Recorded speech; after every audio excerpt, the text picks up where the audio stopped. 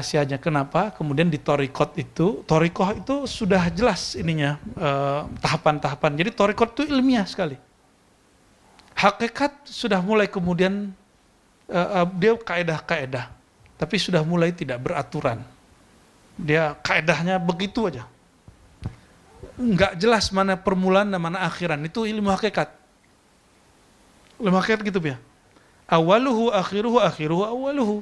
Awalnya hakikat, akhirnya hakikat. Jadi di hakikat tuh nggak ada pemula dan akhir.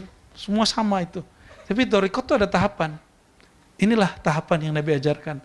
Wahai sahabatku, ya, bantulah aku terhadap doamu itu dengan cara banyak sujud. Nah itu torikohnya. Maka orang ini sujud, sholatnya setiap hari nggak kebayang berapa. Ya.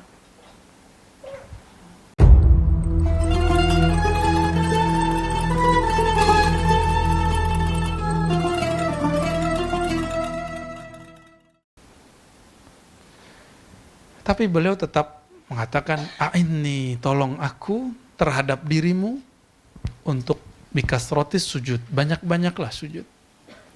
Falam yujibhu sallallahu alaihi wasallam. Nabi nggak langsung jawab, oke, gitu. Sehingga sahabat ini kemudian menggampang-gampangkan. Ya. Tapi ada satu saat sahabat yang sudah aman dari itu. Ini sahabat ini masih dibimbing tarqiyah oleh Rasulullah SAW. Ada sahabat Ahlu Badar, jumlahnya 313. Ini setelah, udah lama ini, udah akhir-akhir. Apa kata Nabi SAW? If'alu ma syi'tum fa innallaha qad ghafara lakum. Lakukanlah, berbuatlah sesukamu. Allah telah menjamin ampunan untukmu. Siapa yang disebut Ahlu Badar? Abu Bakar, Umar, Utsman, disebut Ahlu Badar, tapi beliau tugasnya jaga anak Nabi karena lagi sakit. Jadi orang perang itu nggak mesti perang. Dia melakukan tugas yang disuruh oleh panglima perang. Itu yang disebut orang yang perang. Ini dalilnya. Maka antum itu nggak mesti jadi orang khidmat tarekat itu kemudian dengan satu model. Yang penting patuh kepada sahibul khidmah. Sahibul tariqah. Ya. Akhirnya beliau sallallahu alaihi wasallam mengalamkan kalimat hakikat ini. Ini kalimat hakikat ini. Udah suka-suka kalian. Kenapa? Allah pasti ampuni kalian. Lalu Ahlu Badar itu siapa? Dijawab oleh Syekh Abdul Qadir Jilani. Haqaiqul awliya anbiya. Hakikatnya para wali itu, hakikatnya Ahlu Badar itu pewaris nur 313 para nabi. Maka batin mereka mahfuz, zahir mereka tidak.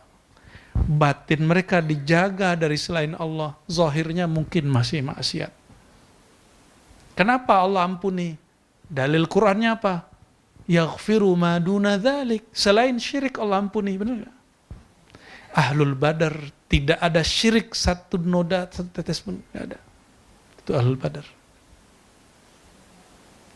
Paham? Jadi kalimat ini bukan tanaqud, bukan kontradiksi. Sayyidina Muhammad SAW sedang membuka rahasia yang luar biasa. Dan itu beliau kalamkan di akhir-akhir. Ya. Ada yang di awal 1-2, tapi kebanyakan kalam ma'rifat mulai muncul setelah Fathu Mekah. Fathu Mekah zahirnya Mekah ditaklukkan, tapi pada hakikatnya itu Fathul Ma'rifah. Fathul Ma'rifah.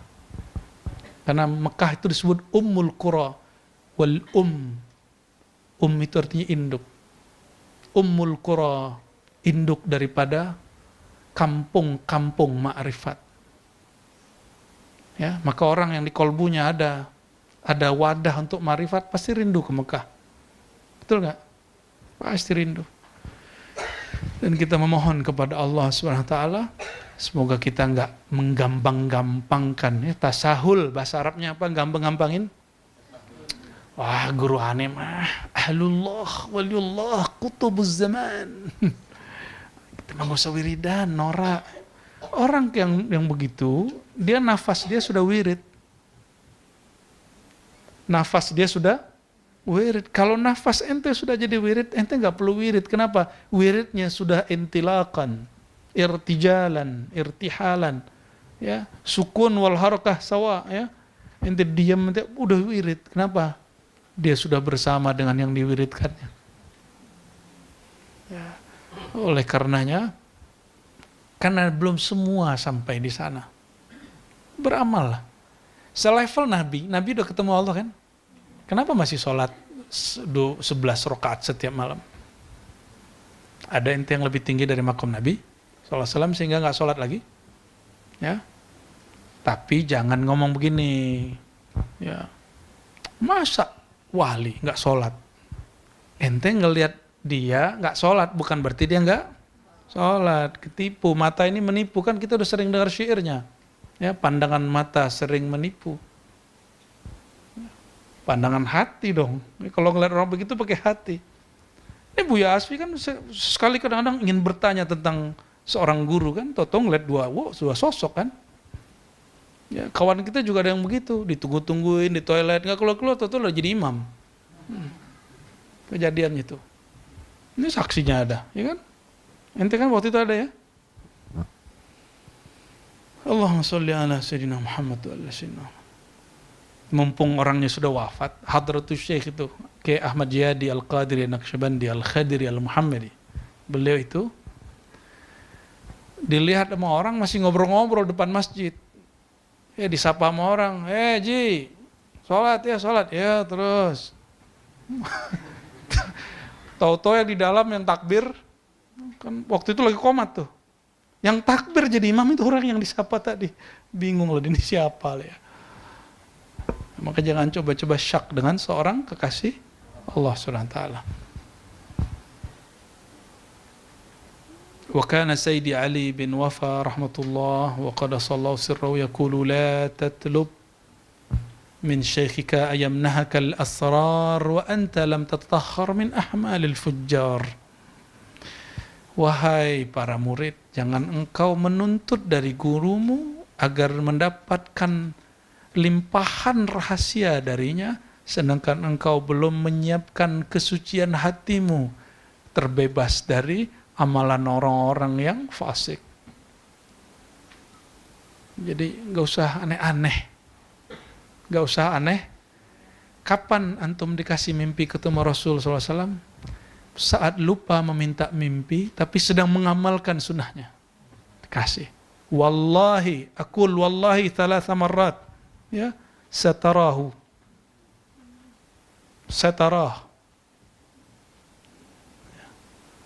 Jadi nggak usah minta-minta, amalin aja sunnahnya. Apa sunnah Nabi SAW? Sunnah paling berat itu bukan sunnah pada diri, sunnah ke orang lain.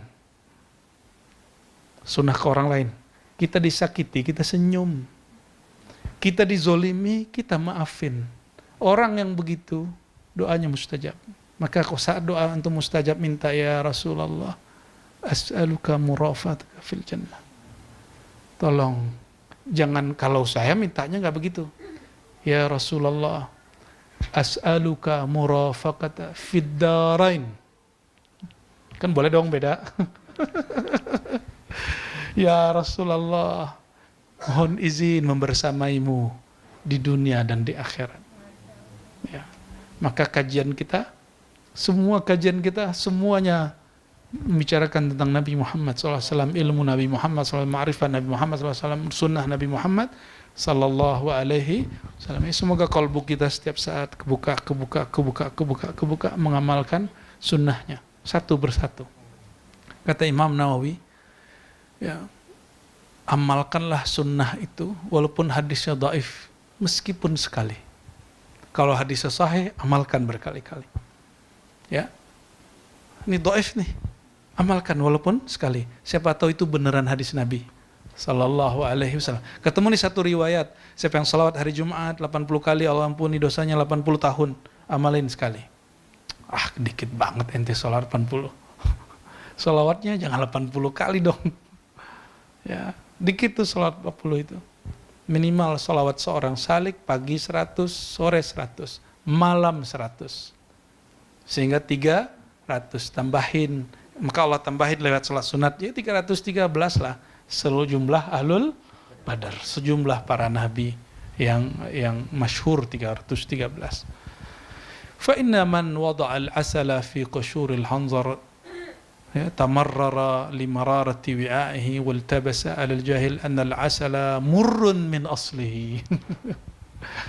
Ngeri Bu ya teksnya Bu ya. Jangan salahkan gurumu. Jika gurumu tetap memberikan rahasia kemakrifatannya, lalu engkau mengatakan makrifat gurumu tidak asik, makrifat gurumu tidak seru, makrifatnya nggak manis, talqinnya nggak seru. Kenapa? Kayaknya guruku belum nyampe.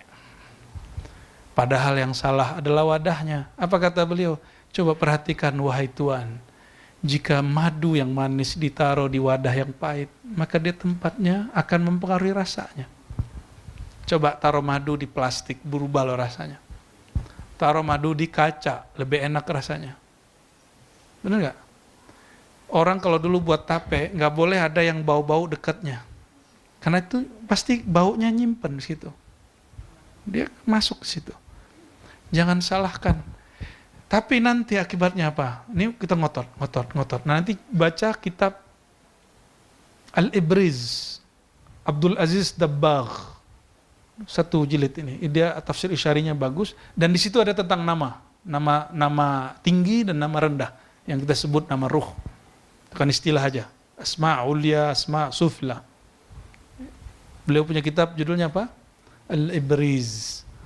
Di situ dikisahkanlah tentang orang-orang yang minta asrar gurunya sebelum saatnya. Ada yang mati, ada yang tazandaka, zindik, ada yang tafassaka, ada yang murtad. Nah, muridnya langsung ngomong ini, sepertinya guruku kurang makomnya. Kenapa? Aneh udah amalin tapi nggak ada efeknya. Ya, aneh udah amalin tapi nggak ada efeknya. Nah, itu terjadi. Ya. Inilah rahasia kenapa kalau mutalkin dianjurkan beramal 40 hari ya Hayyu ya Qayyum. Karena antum siap nggak siap, 40 hari kalau sudah disiapin, insya Allah kalbunya bisa nerima talqin. Kecuali himmah gurunya kuat. 1 detik dia pandang antum, dia kalamkan, itu bisa langsung bersih kalbunya. Kalau himmahnya lagi kuat, kalau himmahnya lagi nggak kuat, dia lagi males, namanya guru sahibul ahwal wal maqamat, ahwalnya lagi nggak datang, dia bisa dipaksa. Ya, itu rahasianya kenapa kemudian di torikoh itu sudah jelas ininya tahapan-tahapan. Jadi torikoh itu ilmiah sekali. Hakikat sudah mulai kemudian dia kaedah-kaedah, tapi sudah mulai tidak beraturan. Dia kaedahnya begitu aja. Nggak jelas mana permulaan dan mana akhiran. Itu ilmu hakikat. Ilmu hakikat gitu ya. Awaluhu akhiruhu awaluhu. Awalnya hakikat, akhirnya hakikat. Jadi di hakikat tuh nggak ada pemula dan akhir. Semua sama itu. Tapi thariqah tuh ada tahapan. Inilah tahapan yang Nabi ajarkan. Wahai sahabatku, ya, bantulah aku terhadap doamu itu dengan cara banyak sujud. Nah, itu thariqahnya. Maka orang ini sujud, sholatnya setiap hari nggak kebayang berapa. Ya.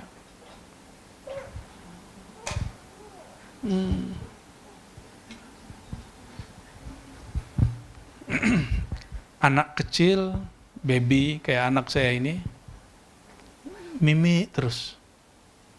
Kalau udah penuh, apa jadinya? Gumoh. Bukan berarti susunya yang salah. Bukan asinya, air susu ibunya yang salah. Wadahnya belum cukup.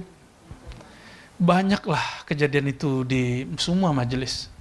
Termasuk ribat. Ya. Udah meleleh. udah tumpah ya. Karena ilmunya kebanyakan. Maka guru ini kadang nyiapin muridnya, lihat wadahnya kecil nih, digedein sama gurunya. Guru itu begitu, karomah guru itu. Jadi syekh itu karomahnya apa? Bukan belah gunung itu. Aduh. Apalagi belah laut. Itu kan kisah di Quran. Kalau nggak Quran ngomong, kita nggak percaya loh. Laut dibelah, gila. Tapi karena Quran bicara, kita percaya. Siapa saksinya hari ini, ada nggak? Kan nggak ada saksinya hari ini.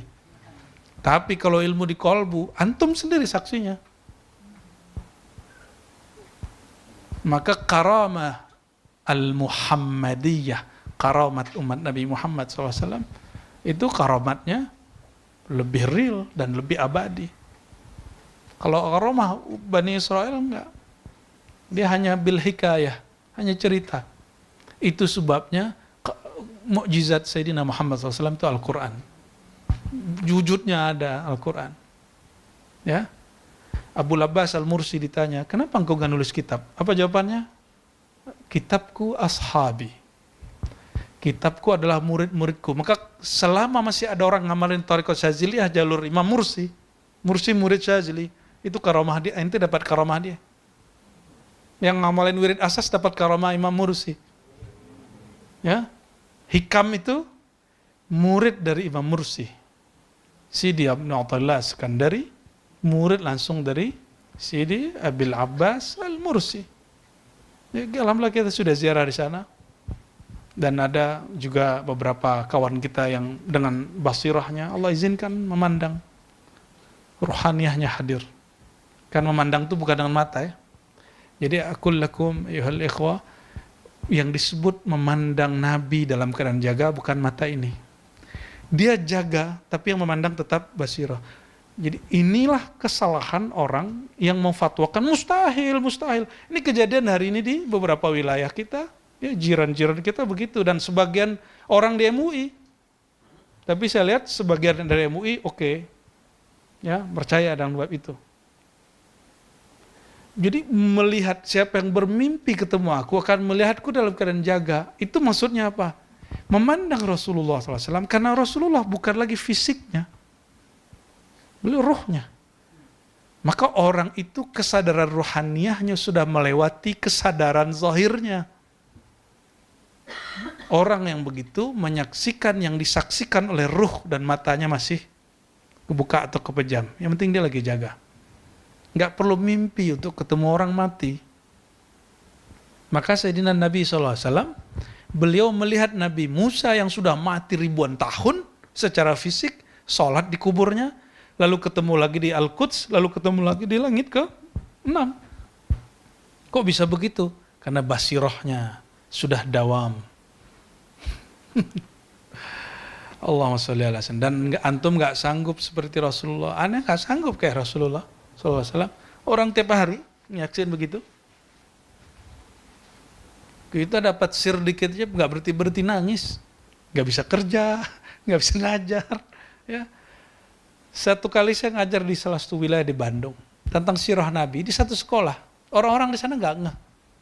Tiba-tiba, ya Allah kasih lihat itu gimana? Tapi bukan mata ini yang memandang, itu mata basirah.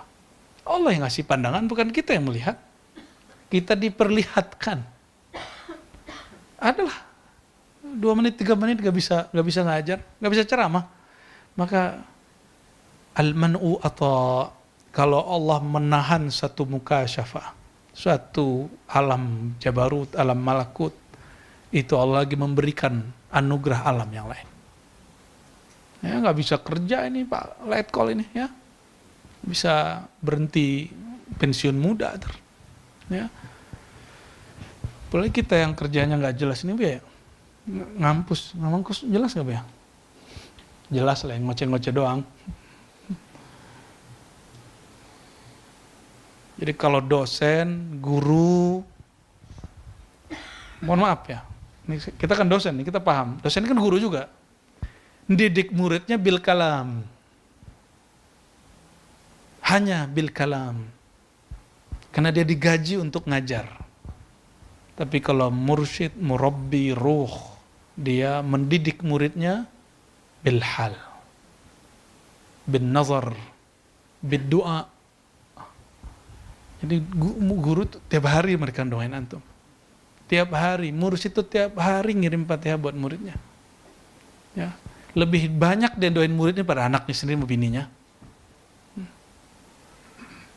Begitu guru tuh, ya. Maka